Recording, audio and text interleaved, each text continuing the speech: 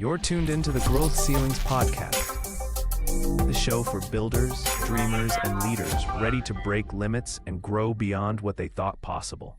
Welcome, everyone. My name is Jim Lovelady. I'm a professional EOS implementer. EOS stands for the Entrepreneurial Operating System. I am thrilled to be joined today by Wayne Brannon, founder and chief executive of Gr8Road Partners. Wayne, welcome. So good to be with you, Jim. I've really been looking forward to this conversation. I'm going to ask you one thing, though, okay? You got to promise to keep me in my lane today because I am thrilled to meet you and to spend some time with you. We are both Detroiters at heart, so I know we'll have plenty to reflect on, but let's jump on in. You've led major organizations through tremendous change, from your time at General Motors and Chevrolet Europe to your work now helping executives and leadership teams reach their full potential through Gr8Road Partners. Our goal today is explore how leadership teams evolve, how leaders find clarity, build trust, and get the right people in the right seats so they can operate at their highest level. Wayne, let's start with you. Tell us about Gr8Road Partners and a little bit about the road that brought you here. Yeah, thanks, Jim. Happy to do it. Well, I like to say I was really very blessed as a kid from the downriver Detroit area to have a chance to get in a major industry by being in Detroit, right? And it was kind of inevitable. I got in the car business. I was born literally a quarter mile from the plant that I ended up working at when I was 18, putting number 8 piston in the 74 model Cadillacs.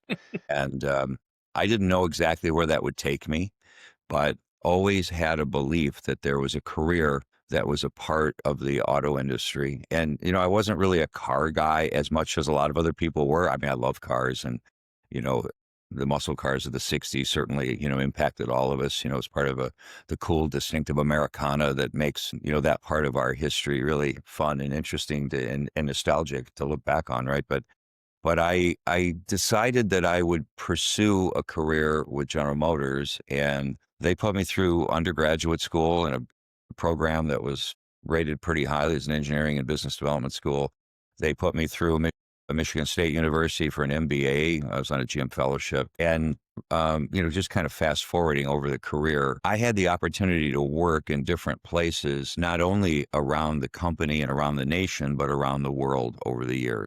And it's, there was some corporate functional things that I got exposed to a little deeper, things like market research and things like strategic planning and reporting and data analysis. And then I really spent the rest of my career after those early years in the commercial side of the business, sales, marketing, and after sales, and, really learning to put the customer first and what that meant. And it was an interesting part of that journey. And the reason I mention it is because, car companies up until the 1980s really weren't very good at listening to the customer. They were very good at building cars and, kind of evolving, the product and the new features and the innovations that were coming. And the style was really something that they were great at. They really could anticipate the right level of reach in the design. And they were, year after year after year, they were kind of putting the vehicles out that the customers, just loved. But competition began to intensify. So we had to get a little better at listening to the customer and having a little broader perspective on how we might get price, quality, cost, design, and innovation, all, just with the right blend, balancing on a knife edge. Not too different than leadership that I know we're going to talk about a little bit here. And so on the commercial side of the business, my market research and data analytics kind of experience helped me to listen to the customer and put that kind of first in a lot of the things we were doing. I had the opportunity to work in 85 different countries over the years, lived in Brazil, lived in Europe twice, in Switzerland. I had the experience of working in small businesses and mid-sized businesses, even though I was with a giant corporation, because in many of the countries, we have relatively small businesses that everything from, a sales and marketing operation, an after-sales operation, just servicing the dealer network, to full-scale manufacturing and assembly operations, and supplier development, tier 1, tier 2 supplier organizations in many countries. And in the last part of my career running the Chevrolet and Cadillac businesses in Europe, and then being CEO of GM Europe during the bankruptcy, what I found myself becoming was a leader who had to have a different set of skills than the functional expertise that I developed along the way. And I think it's interesting in my business now at Gr8Road Partners, I do business consulting, business coaching. Sometimes I'm a fractional C-suite executive for companies that want to engage me. But what I found, Jim, and I think I told you this when we first met, is that, inside companies, many times the struggles they're having, the blocks that may take them from, prevent them from getting to the next level, are often with the people and the leaders. And it's often because they haven't develop the skills that they need to lead a team and have the right people in the right seats. I realized that I was coaching when I was business consulting. And so a great part of my practice at Gr8Road Partners is now what I call executive and life coaching. And really diving deep into what the executive believes to be the highest expression of themselves is a great privilege, number one, to get close to their thoughts and their innermost feelings, but it's also a great empowering facility for them to have and use to apply to their company. So that's what I do now. It's kind of how I got here. I'm sure we'll touch on a few other points along the way. We are going to. In fact, it's fascinating to listen to you speak because I can see in my mind's eye exactly what we're talking about back in the 70s, how the auto industry evolved, and everything you've shared with me. It's phenomenal to relate to that. I want to dig into what you just said a moment ago. Use the term highest expression. Can you restate how you define highest expression and what shaped your philosophy around that? Yeah, it's really pretty simple, but something that we often don't have a high level of awareness of. As executives, what we end up doing is fighting our way up the ladder through an individual smaller business in our own business or through a corporate structure. And we get caught up, just like everyone gets caught up in the day and the tasks that are there.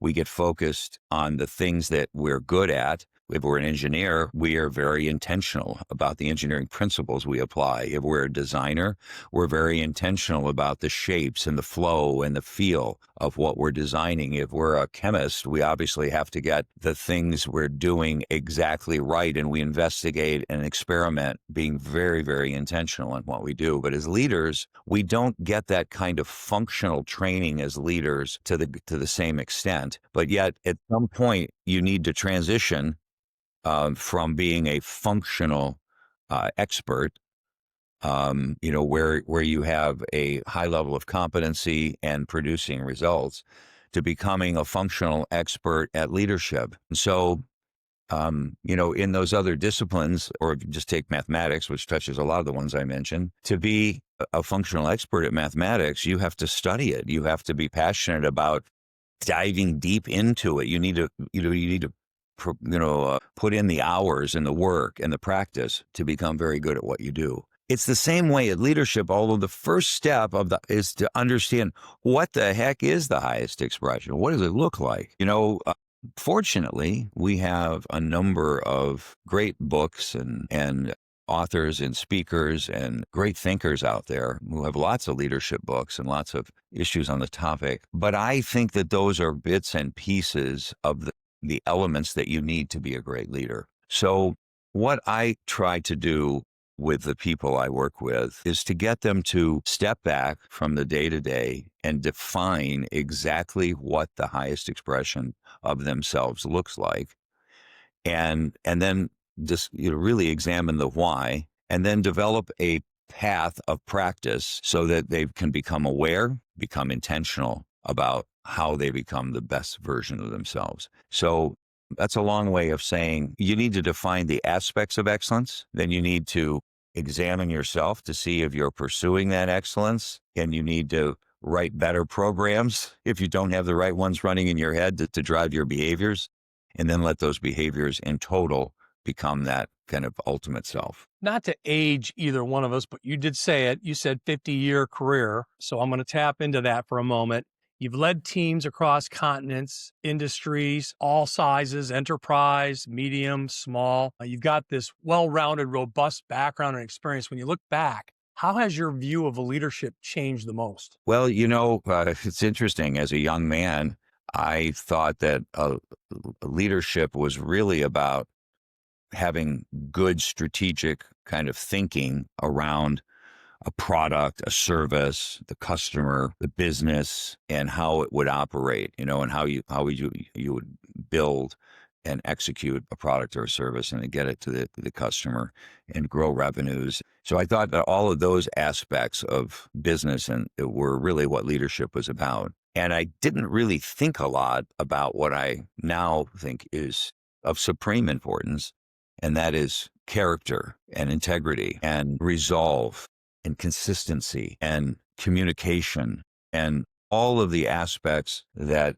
of leadership that really connect us to the people. Because just as you said correctly, you need to have the right people on the bus. You also have to have the right kind of inspiration for them through respect, mutual human respect, and shared responsibility, and the ability to line up the strategic arrows across all of the people who are, on the field, and take the business to a level that it can't go with just those functional disciplines being engaged and being done. You talk about the right people in the right seats, and that's language that I use with EOS and what I teach, and helping business leaders, entrepreneurs, and leadership teams all get on the same page to define their vision, to make them accountable and disciplined, and third, to make the team healthy. When you evaluate a team, what's a clear sign that somebody's in the wrong seat or maybe even on the wrong bus? Well, attitude is everything, right? So I think,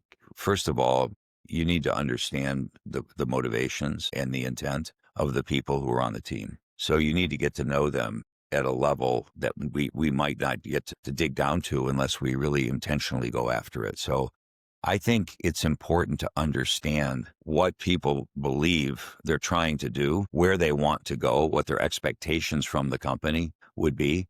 And this never dawned on me. I mean, when I was younger, Jim, I was the kind of kid, they're running a big business. I just want to figure out how to be a part of it, how to be good at it. I didn't have any sense of myself, having the opportunity to change them or make suggestions or have expectations of them. I just wanted to be the best I could be and move forward. But a lot of people don't have that mindset. And I'm not being critical of them. I'm not saying that they shouldn't. People should have the mindset they have. They all have their own set of experiences, their background, their education, their mentors, come to conclusions they have. But what we need to do is say, are their expectations and their ideas and their attitude about how they're contributing to the organization and adding value, are those things aligned with what we're trying to do or not? If they're not aligned, it might be the position they're in, but it might be they're not in the right company. Or it could be that they need some development to get there. And so I look at people at a deeper level than I did when I was a younger man. I really encourage the people I coach as well to think about how much you truly value and care about that other individual as a human being who has every potential that you would want them to have.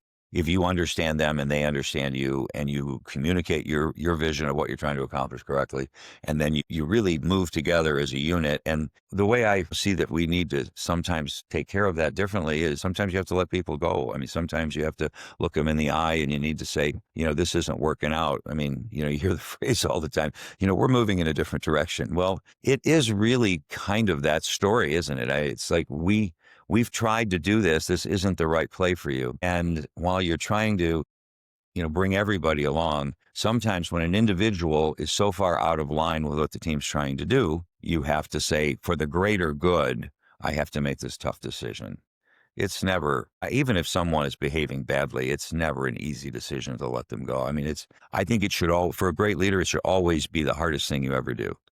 And you should take it very seriously. But sometimes you need to do that for the greater good. That's getting to know the person at a deeper level is the short answer to your question. And the greater good also counts for the company, counts for the team, it counts for the individual that's most affected by that. Sometimes letting them go is the best thing that can happen to them. I'm sure you've seen. Yeah, it is for them. It never feels like that at the time because they would have made that decision, before you did it. But yeah, that's exactly right.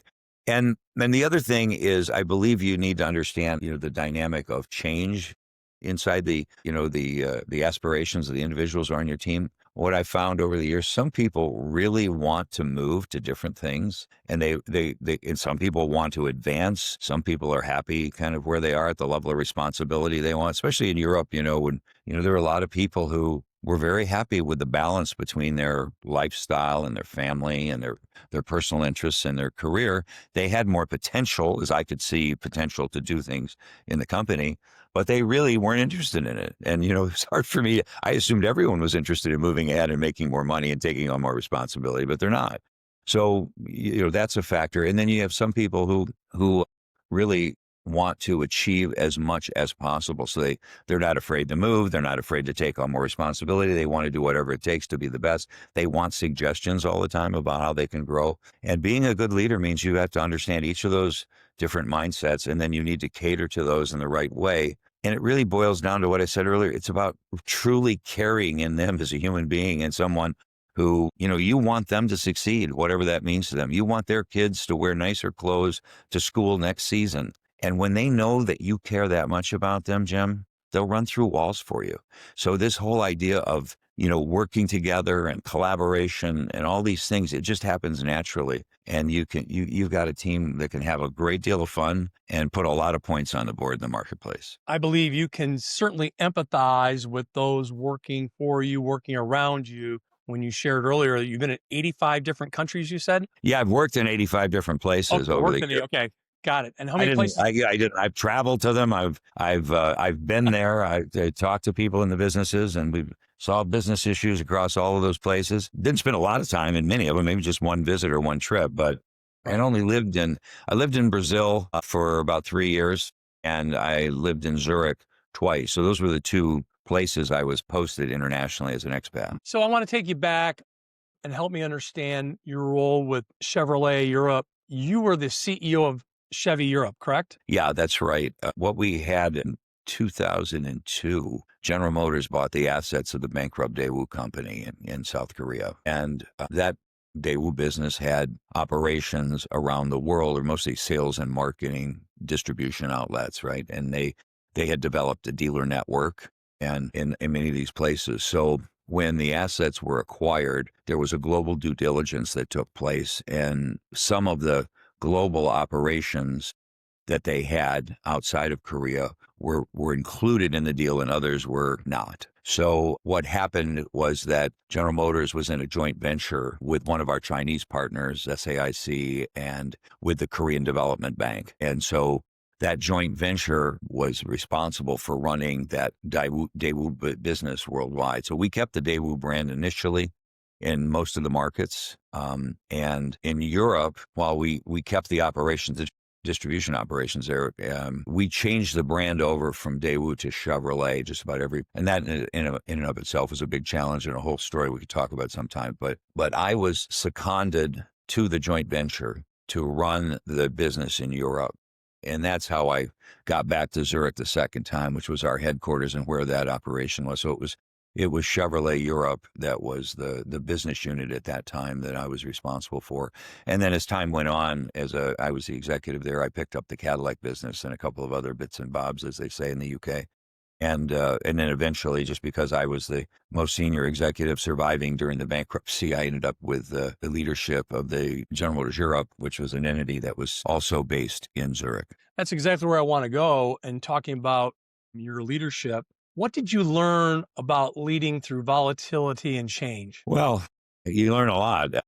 You learn a lot. So one of the things you learn is that the only way a leader is going to be successful is if you increase the velocity of everything you do, including your business overall. So if you're going through a period of change, you need to be able to integrate information, take the insights from that, gel it into an action plan, and then execute that plan as quickly and as efficiently as possible. And then be willing to revisit those decisions as often as necessary, because you're going to make some mistakes and you're going to do some things. Even when you do things right, you're going to need to do something differently, next week or next month. So speed, velocity is critical in a business in good times and in bad, but during periods of change, you need to move fast. The other thing you need to realize, I just a couple of things. The other thing you need to realize is that many people are not comfortable with change. Yes. And that's something we've known forever. But when you get into a period where change is inevitable and you need to change to survive, you need to realize that some people are going to be paralyzed and not be able to move fast like you need to. You need to do some shepherding there of those people. A lot of times it's fear. A lot of times it's just being out of the comfort zone. Some people don't think strategically and tactically to a sufficient level of depth so that they feel they're moving in the right way. So that's another key element of managing change. And then the last thing, I kind of referred to it at the beginning of it's about change, and that is you need to realize you're never going to have perfect information about the marketplace when things are moving fast. And you have to begin to be comfortable with having maybe 30 or 40% of the information you'd like, and then to create a solution and move ahead instead of having maybe 60 to 80% of it, which you'd like to have in normal times. You're never going to have 100% of the data and 100% of the information you need to make a decision. So I learned to work in the organization. I called it triangulation in decision making, but we get the team together, we'd pull in what data we had, we'd realize, how much more we'd like to know this, we'd like to know this, we'd like to know this. We can't get that.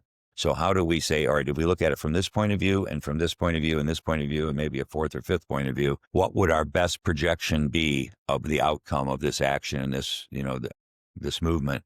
And so we use this kind of multiple view assessment to then be able to have confidence to move as well. What was your success rate with that triangulation if you quantified over time as you applied that with the different teams you work with? That's a good question. I don't have a number on it, but it was very high. I would like to say it was probably 80+%. And the reason is because when you do multiple viewpoint assessments, there's things that happen in your thought process that really take you to better creative solutions than if you're not doing that. We were pretty good at projecting what was going to happen and what we needed to do to be a part of it. And, I just had a great team when we were going through some of the difficulties we were going through. And we really loved each other. I mean, it just a brotherly, sisterly love kind of level. And we were having fun solving problems and moving fast. And everybody, even the people who were resistant to change, ended up getting on board and wanting to be a part of what we were doing. Not to sound like a geek, but I'm getting goosebumps thinking about this as you're explaining the triangulation. It made me think that the collaboration just explodes when you do this. You get contributions from everybody on the team, and there's a sense of ownership. There's a sense of accountability. There's a sense of just pride in what you're doing. And I'm sure you've had many successes, you say 80%, where the growth just took off from there, no matter where you started in that triangulation and pulling everyone together.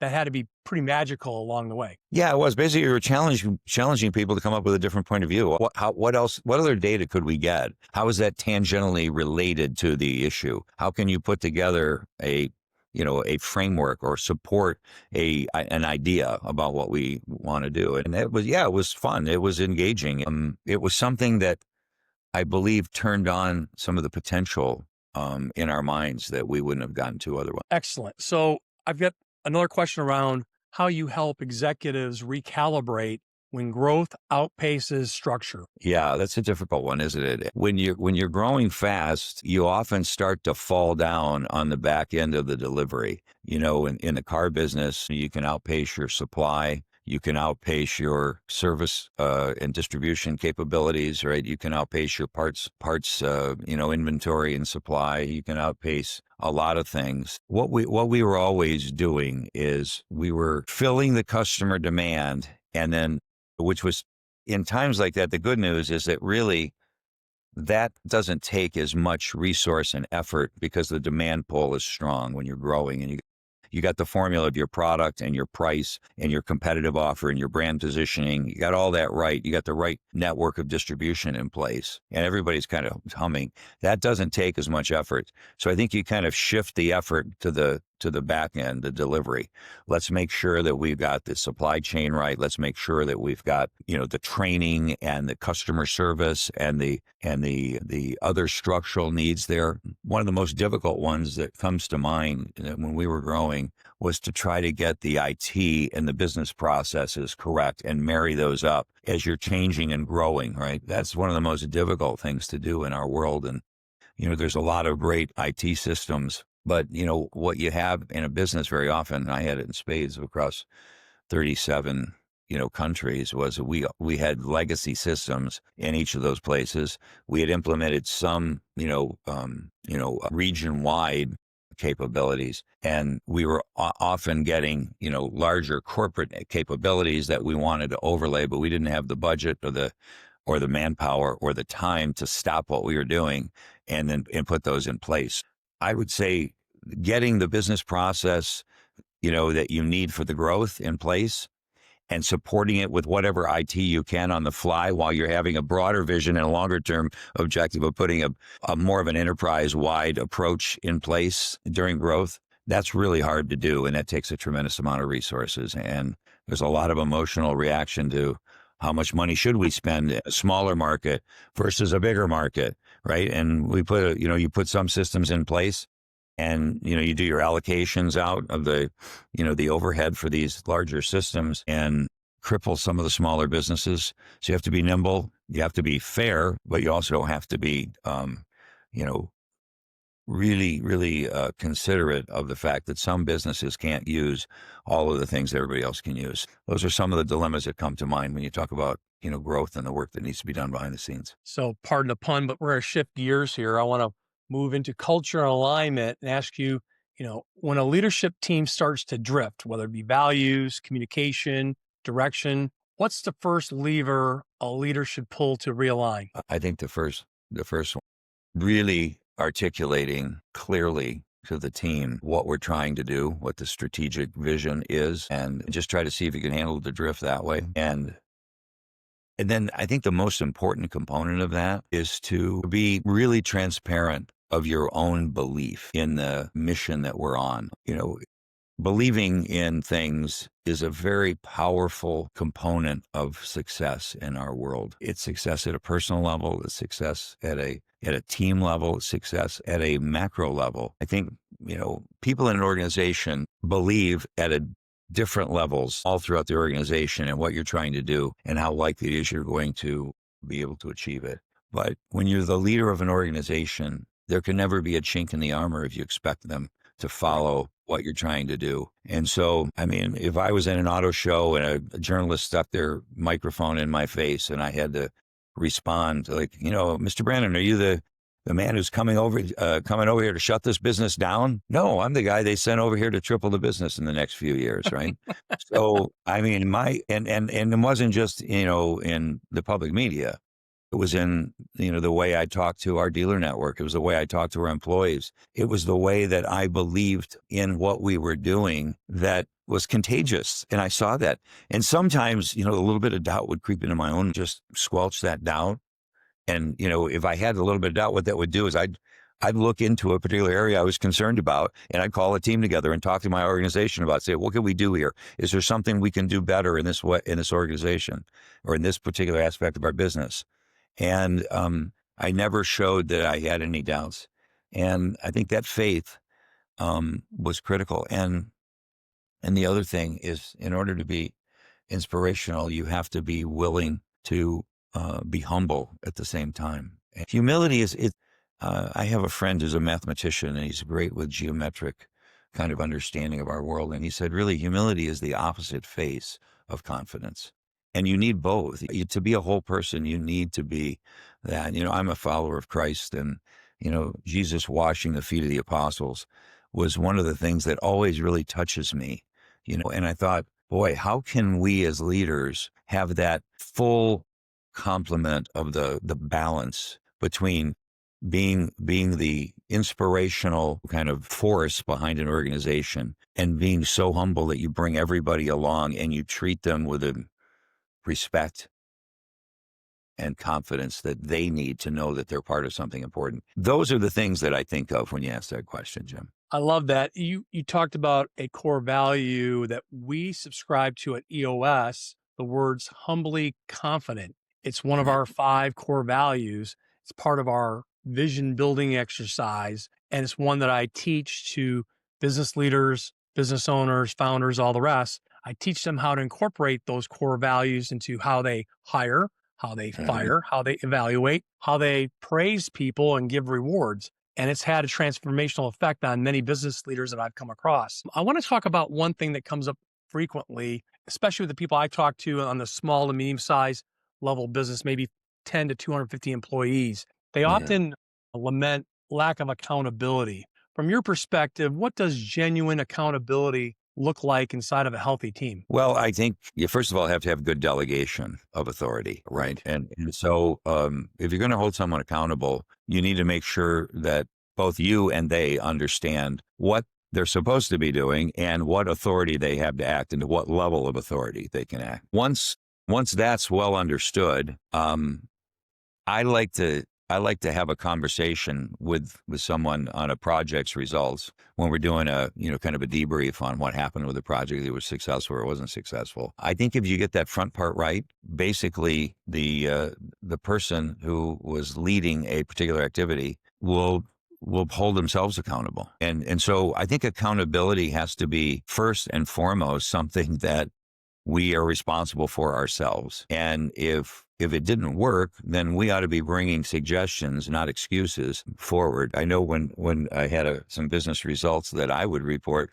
from time to time, I had some leaders, I won't mention their names, people I admire who were part of the organization I was with at the senior levels.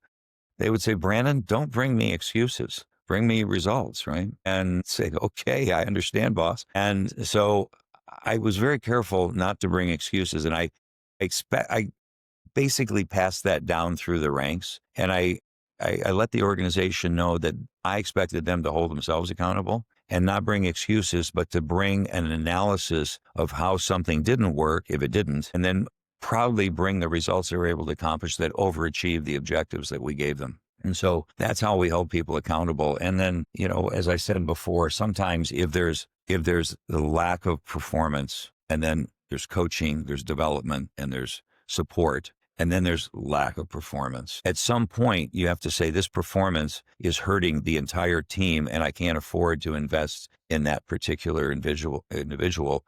So I need to move them to a different task. I need to move them to a point where they have less authority or where they have a better fit in the organization, or we need to help them to find something outside the company that meets their needs. But I like accountability because of clear direction, clear authority, and self-reporting. And then honestly, if I have a member of the team that consistently does not hold themselves accountable, with all of that being very clear, the rest of the organization sees it, and it becomes pretty easy to know what you need to do.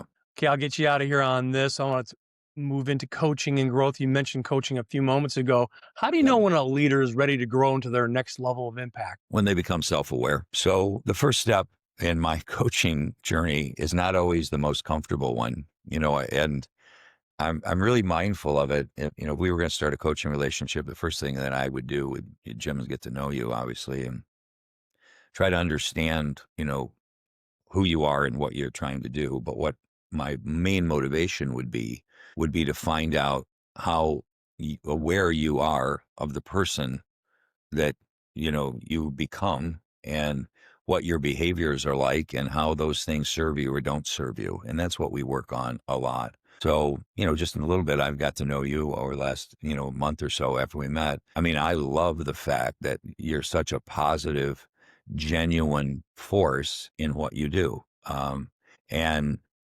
I would tell you that. I mean, I love your smile. I love your enthusiasm.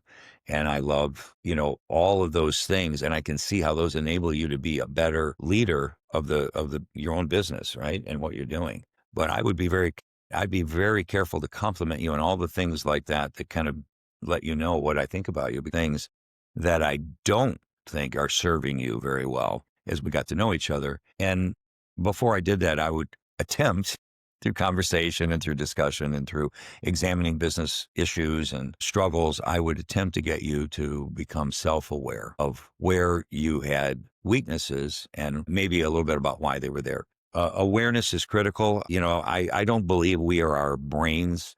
We are a mind that is some sort of combination of the soul self and the mind self. There's some science behind that and a lot of theology behind that. I don't get too deep into philosophy. I think we all know that, the mere fact that we could observe what we're thinking right now. Stop and do that right now. Oh, I know what Wayne's thinking, and you know what Jim's thinking right now. You can observe your mind. You can control what you're doing if you have an intention to do it. You can choose a path. So what we do is we become self-aware. And then if you're self-aware, you can begin to catch yourself before you exhibit a behavior that doesn't serve you. So the one I always use is road rage because everybody's kind of familiar with that. For some reason, when we get in our cars, we're much more rude than we would be otherwise. People are cutting people off, jumping in front of other people, cutting lines, flipping people off. And so, where does this behavior come from? Screaming and yelling, getting angry with people. That's such an absurd Neanderthal behavior. I don't know how it ever occurred, but it's pretty common. And I think if you looked at that behavior just objectively, you'd say that's an ugly and inappropriate behavior. But not many people take the time to look at it in that way. And so what we do is we say, all right, does that serve me or not? Well, no, it doesn't serve me. I don't feel good about it. I get angry as well. I'm talking about it an hour later around the coffee machine. So I want to stop doing that. So can I become self-aware enough so that when that behavior starts to happen, I catch myself as a trigger? And then rather than just saying I'm not going to do something, my leadership philosophy is that we need to replace that with a better program. That's a bad program we picked up somewhere from our parents or our friends or a movie or something. And we need to design the highest expression of ourselves and then plug that program in. And when we get self-aware enough to do that, we can catch ourselves before it even happens. We plug in the new program. We're very intentional about how we execute it. And then now when someone cuts me off and gives me the bird, what I do, Jim, is I say, okay, I'm going to keep everybody in my car safe, number one. If I could somehow signal other people around that there's an idiot on the roads driving recklessly to keep them safe, I do. That's number two. And number three, I say a prayer for that person that they don't hurt themselves or someone else and that their life gets a little happier along the way. And I think that's a simple example of hundreds of things we can do as leaders. Examine, be self-aware, design a better program, put that program in place, and then holistically, you become a higher expression. When you talk about that behavior that's thrust onto us, whether we're driving up and down 41 or Tamiami Road here in Southwest Florida or anywhere else on 75, when that happens to us, my philosophy on this is there's a lack of accountability. We as a culture, there's no accountability when somebody's in a moving vehicle flipping you off, as you shared. There's no accountability on their part. They move on and nothing ever happens with that.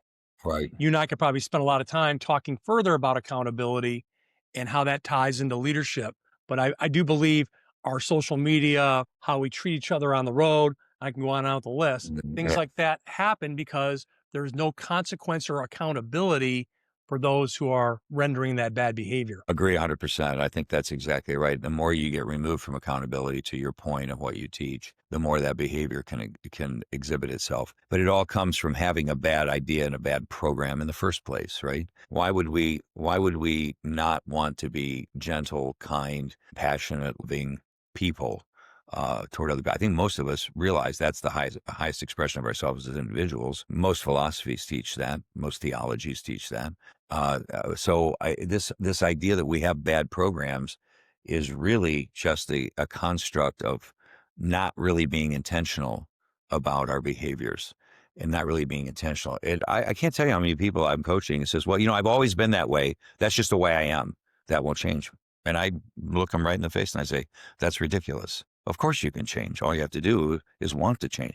Well, how do I break a bad habit? I said, well, people stop smoking, people stop drinking, people stop using drugs, people stop being angry and hurting people. I mean, it takes effort. It takes a plan. It takes time. It takes practice. When I just take golf as an example. If I want to become a better golfer, I know what I need to do is I need to know how to practice, and I need to practice the correct way again and again and again and create both a mental image, but also some muscle memory that's going to help me to behave in a way that I need to behave. And life is the same thing.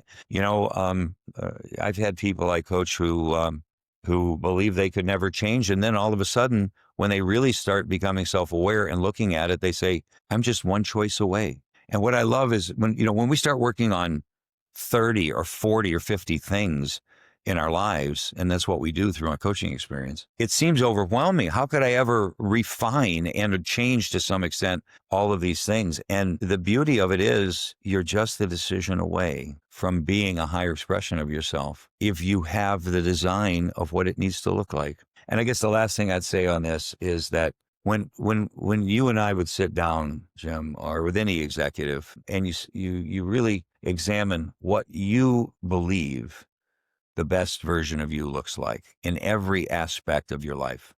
And I categorize things into 5 major categories, and then we have multiple things within each of those categories. What is really true is that when you design something that you believe is the best you can be, I will argue with you that that is who you are. Who you are may not be expressed right now because you've got a bad habit. You're running a bad program. Your behaviors and your words and your actions might not seem to reflect who you are, but you're just a decision away from who you are. Because if you design that as the highest expression of yourself, that's really where you're moving to. You just need to be a little more intentional about it. And I think this is, there's lots of great leadership books, as I said earlier. They all talk about intentional leadership and doing things with a little more purpose behind them. My thinking is those are great.